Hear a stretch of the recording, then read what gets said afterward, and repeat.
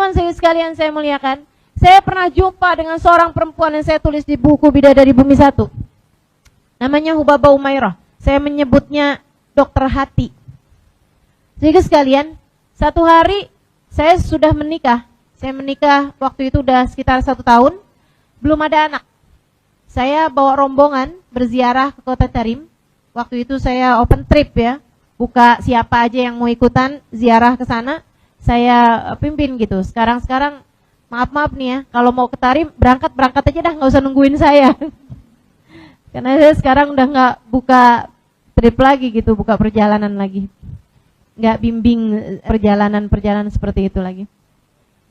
Ada satu waktu saya bawa rombongan ke sana, terus saya ajak berjumpa dengan Hubabah Umairah. Nama aslinya Hubabah Ruqayyah bintil Habib Umar Al-Haddar alaiha ridwanullah.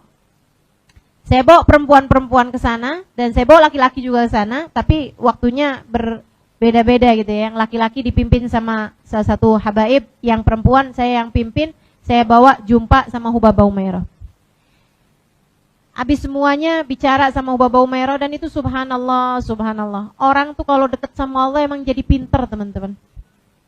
Yang saya lihat itu dalam diri Hubabah Umairah. Saya tuh ngerasanya sampai sekarang sudah wafat ya beliau ya. Dan saya sangat kehilangan pada sosok orang-orang dekat sama Allah yang seperti itu gitu. Seperti yang tadi saya sampaikan, orang tuh kalau dekat sama Allah jadi pintar. Jadi pintar tuh gimana? Kayak nggak usah pakai diterangin panjang lebar gitu. Saya kalau di depan Hubabah Umairah kayak nggak perlu ngomong apa-apa. Semua yang saya omongin tuh kayak beliau udah tahu gitu. Dan itu orang dikasih nasihat sama beliau satu, nggak pakai orangnya curhat panjang lebar. Begitu ngelihat muka seseorang tuh udah kayak langsung ngerti semuanya gitu. Nah, sama anak tuh yang sayang, jangan kayak begitu. Anak tuh amanah dari Allah Subhanahu Wa Taala. Jangan beda-bedain, walaupun yang satu pinter, yang satu nggak pinter. Itu orangnya nggak perlu pakai cerita, udah langsung aja Hubabah Umairah sampaikan. Ada lagi tuh, kamu kalau sama suami jangan ngomel mulu. Bayangkan kalau kamu berjumpa sama Hubabah Umairah, kira-kira diapain nih sama Hubabah Umairah nih? Itu Hubabah Umairah udah tahu, nggak usah pakai cerita apa-apa gitu. Sampai habis mereka selesai semuanya, mereka ada di ruangan yang lain. Saya bilang sama Hubabah Umairah, Hubabah sekarang giliran saya nih Hubabah. Saya bilang, Hubabah doain saya dong Hubabah, biar saya punya anak. Saya udah nikah setahun nih Hubabah, saya bilang saya belum punya anak. Hubabah Umairah terus ngomong begini sama saya, jadi kamu minta didoain biar punya anak. Buat apa? Asli teman-teman, selama ini saya nggak pernah minta sama orang doa biar punya anak. Sama halnya dengan kalau ada orang doa minta jodoh gitu ya, nggak pernah ada yang nanya buat apa. Kamu nih misalnya gitu ya, Ustazah doain dong Ustazah biar saya segera dipertemukan dengan jodoh. Pasti kamu bilang, kalau bingung kalau saya balik nanya gitu, kamu pengen punya suami? Iya Ustazah. Buat apa? Ayo buat apa? Coba saya tanya nih sekarang, buat apa?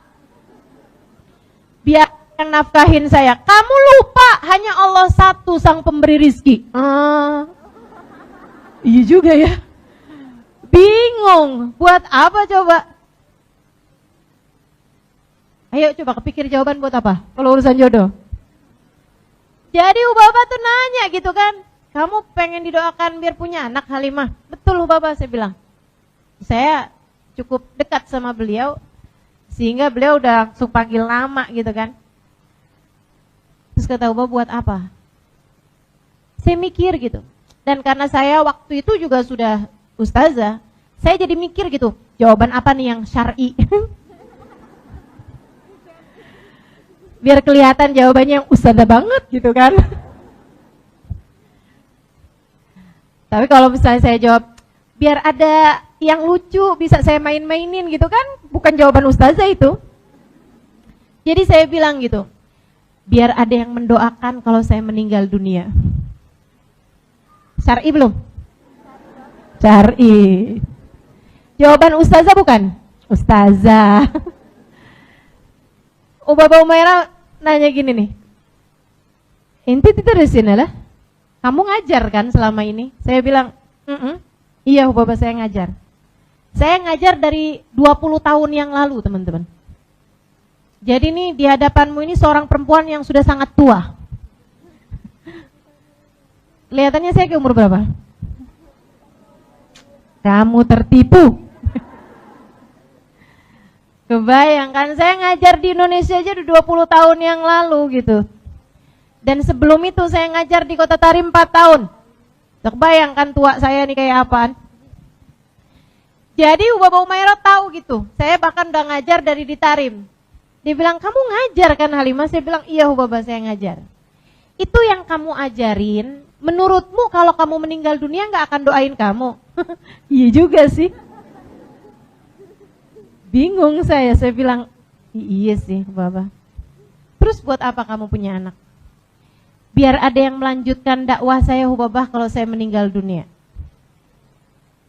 Buat apa ada yang melanjutkan dakwah kamu? Dakwah ini akan terus berjalan Halimah. Jangan sok-sokan merasa diri paling berjasa. Salah banget ini ya. Ya kalau kamu udah mati ya akan datang. Bukan Halimah-Halimah berikutnya, bukan. Tapi pendakwah-pendakwah berikutnya gitu. Kamu pikir kamu apa yang paling baik? Kamu pikir kamu apa yang punya jasa dalam Islam? Tidak ada. Tidak ada teman-teman saudaraku sekalian. Kita hanyalah alat yang dipakai. Mudah-mudahan oleh Allah Subhanahu wa Ta'ala. Untuk membuat orang semakin tahu, semakin kenal sama Allah. Kita adalah alat yang dipakai. Mudah-mudahan oleh Nabi Muhammad sallallahu alaihi wasallam agar semakin banyak orang-orang kenal sama Nabi Muhammad alaihi wasallam. Enggak penting sama sekali Halimah ataupun majelis taklim apapun, dirimu siapapun, Islam ini akan tetap berjalan. Ya'lu wa la yu'la alaih, tinggi, enggak ada siapapun yang mampu melampauinya. Denganmu atau tanpamu. Denganmu atau tanpamu. Gak ada. Jadi kalau saya tuh tadi dengar tuh, Ustazah Halimah, panutanku, penyejuk hati. Saya dalam hati mikir aja, Halimah yang itu pengen saya kenal tuh. Enggak ya. Saya bukan siapa-siapa teman-teman. Hanya seseorang yang tahu lebih banyak denganmu mungkin. Karena saya belajarnya lebih lama, itu aja. Mudah-mudahan Allah Subhanahu wa Ta'ala jadikan tempat kembali kita adalah surganya. Karena semua dari kita ini adalah musafir. Kita ini lagi sama-sama jalan,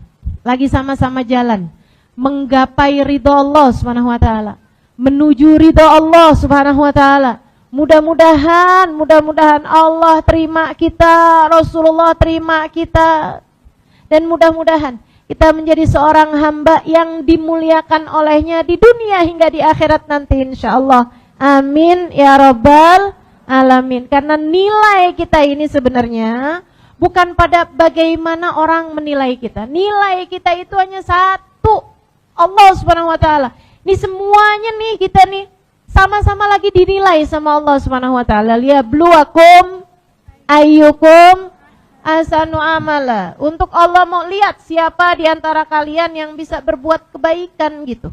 Jadi kita sama-sama sedang berproses, sama-sama sedang menuju akhir kehidupan kita nggak pernah tahu. Makanya mudah-mudahan Allah karuniakan kepada hati kita kesungguh-sungguhan tawadhu insyaallah. Amin ya rabbal alamin. Akhirnya itu Subabah nanya lagi gitu. Jadi buat apa Halimah? Saya kehilangan alasan sampai kemudian saya cari-cari alasan yang oke lah nggak apa-apa lah ya, walaupun alasannya bukan kayak alasan ustazah gitu. Saya bilang gitu, kayak alasan seorang istri yang sangat pencemburu gitu. Saya bilang sama Hubabah, doain saya kalau gitu biar punya anak, biar suami saya sayang sama saya, biar suami saya cinta sama saya. Hubabah bilang begini, Halimah, hati manusia itu adanya dalam genggaman Allah, nak. Hati manusia adanya dalam genggaman Allah. Kamu punya anak, kamu nggak punya anak, bukan berarti hati suamimu kalau ada anak kemudian jadi tambah sayang sama kamu. Kalau nggak ada anak jadi nggak bisa sayang sama kamu, nggak bisa cinta sama kamu, nggak gitu ceritanya. Beliau kemudian melanjutkan dengan berkisah mengenai diri beliau sendiri. Yang saya ketika mendengar itu jadi ngerasa, ya Allah, betapa masih panjangnya jarak, betapa masih panjangnya perjalanan yang harus saya tempuh untuk bisa punya rasa hati yang seperti beliau itu. Beliau rupanya dari muda, dari kecil sudah menambatkan hati kepada yang semestinya, menggapai ridha Allah, mencari hanya cinta Allah Subhanahu wa taala. Beliau bilang, kamu tahu Halimah, semasa saya belia dulu, semasa saya kecil dulu, saya selalu berdoa kepada Allah Subhanahu wa taala. Ya Allah, saya tak mau hidup tersibukkan darimu. Sesudah beliau sebelumnya ngomong kayak begini, udahlah Halimah, ada anak nggak ada anak nak, kamu nggak merasa dunia ini udah begitu sibuknya memalingkanmu dari Allah Subhanahu wa taala. Kamu mau hidupmu lebih sibuk lagi sehingga kadar kamu mengingat Allah, kesibukan kamu kepada Allah menjadi sangat-sangat sedikit. Kamu mau punya anak itu sibuk nak, membuat kamu jadi tersibukkan dengan urusan-urusan dunia. Beliau kemudian bercerita, saya Halimah waktu kecil, saya bilang sama Allah, selalu saya berdoa, ya Allah, saya tidak mau hidup saya tersibukkan dengan selain-Mu. Ya Allah, saya mau hidup saya hanya sibuk dengan-Mu. Maka jika saya menikah membuat saya sibuk sehingga tak lagi konsentrasi penuh kepadamu, jangan nikahkan saya ya Allah. Ada jomblo-jomblo yang mau doa begitu? Ada adik-adik yang pengen doa begitu, berani doa begitu? Hubabah Umairah melakukannya, Dek.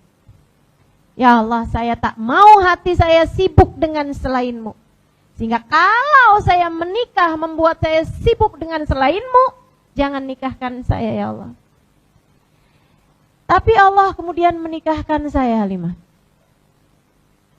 Datang jodoh saya istikharahkan, keluarga mengistikharahkan, hasilnya baik, saya pun menikah. Dan saya tahu memang keberadaan suami rupanya bukan untuk menyibukkan saya, akan tetapi untuk membantu saya beribadah pada Allah Subhanahu wa taala. Sejak hari itu doa saya berubah. Doa saya berganti. Ya Allah, jika keberadaan anak membuat kami berdua sibuk sehingga tidak lagi menjadikanmu sebagai prioritas dalam hidup kami, ya Allah, jangan kasih kepada kami anak. Dan rupa-rupanya demikian keadaannya, sehingga sampai dengan sekarang kami tidak pernah punya anak, Halimah. Karena kami tahu itu adalah yang terbaik yang Allah berikan dalam kehidupan kami. Hamba-hamba peraih cintanya Allah. Apakah beliau hidupnya tidak bahagia? Sangat bahagia. Karena beliau menjadi seorang yang tersambung erat. Doanya setajam tajam pedang. Teman-teman sekalian, lihat apapun aja udah paham segalanya. Menjadi hamba yang begitu dekat dengan Allah Subhanahu wa taala, dekat dengan Nabi besar Muhammad sallallahu alaihi wasallam.